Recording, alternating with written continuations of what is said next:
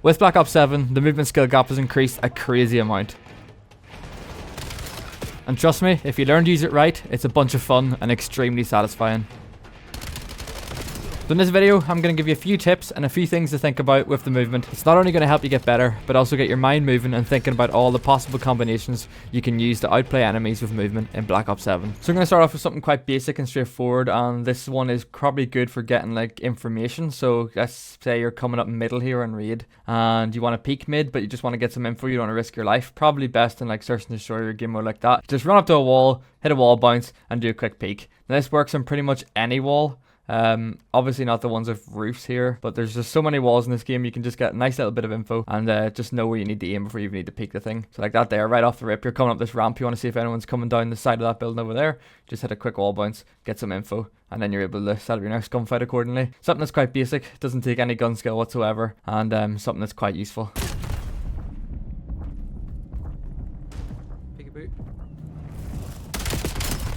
Alright, so the piece of movement in Black Ops 7 where I've found the most success with so far has definitely been door switching. So let's say you're fighting someone in this door, or even you're in this building, and they make you one shot, the chase is on, you only got this one doorway, you come hide in this corner. You're going to find yourself in this corner especially a lot in raid, and you know they're about to peek you. All you do is change the angle. They don't see anything from out here if I change the side, because I'm jumping over high, and they're going to come out expecting you to be here, and you've got the freest kill on your back. It's something that I've used quite a lot. It doesn't really happen in this map too many, there's not that many doors, but in most maps there's doors with like a flatter surface. Even on this side you can only do it here. You just switch the angle, they can't see a thing 100% of the time, especially at the start of the game. They're going to come out and check this angle and not expect it. It's something to utilize especially early on in the game before people get used to things that you normally see. But because we haven't seen this movement in any game maybe since the jetpack games, and even so in this game it's completely silent, so there's absolutely no way for them to know that you've changed corners. The only thing is that you need to still be ready for the gunfight because they are still going to be running through, and you kind of want to create distance as well, so get as far away as you can.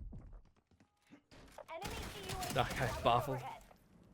Now, something else to note about the movement is it's not momentum based whatsoever. So by that I mean if it was momentum based and I was running to jump off this wall, it would always spring me forward just like that. But that's not how it works in this game. You can easily reset your momentum and knock off them gunfights. Because if somebody sees you sprinting towards them and they know you're going to hit a wall jump, they're probably going to expect you to like keep your momentum coming forward. But if you hit that wall jump, let's say someone just come up ramp, if you hit the wall jump and just completely rebounce off your momentum, it's going to give you a much better chance in the gunfight. It also keeps you more behind cover because if you're bouncing forward, you're jumping straight off cover. So completely reset momentum. Whatever way you bounce is whatever way you're looking in this game. So even if I was to bounce like this, it's going to bounce me backwards. You can also combine this with the first tip to get some nice jumps off like that there. I was barely even peeking. Maybe this tip's more useful for AR players because you kind of want to keep your distance. Maybe if you're sub player, you kind of want to close the distance and just bring yourself towards them.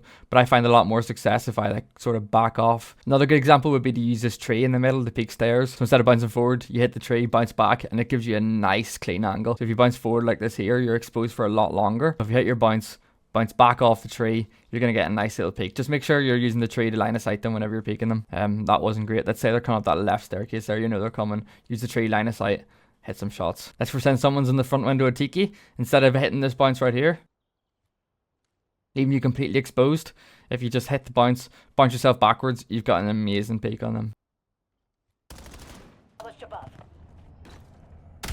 Oh, one burst.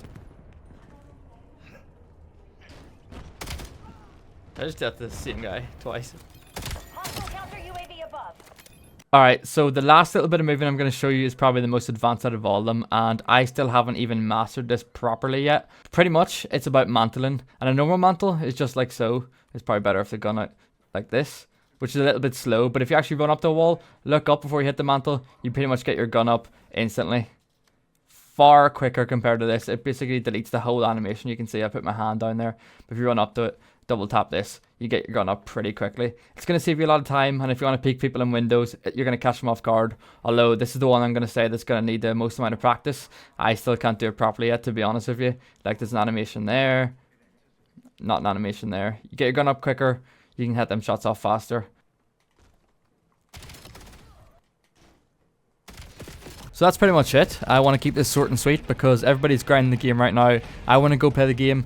The only other thing I'd say is if you want to practice these things, the best place to do them, in my opinion, in public match is free for all. Every gunfight's going to be different and it's going to allow you to practice and focus on those one-on-one gunfights while integrating some of the new movement. Thanks for watching. Good luck.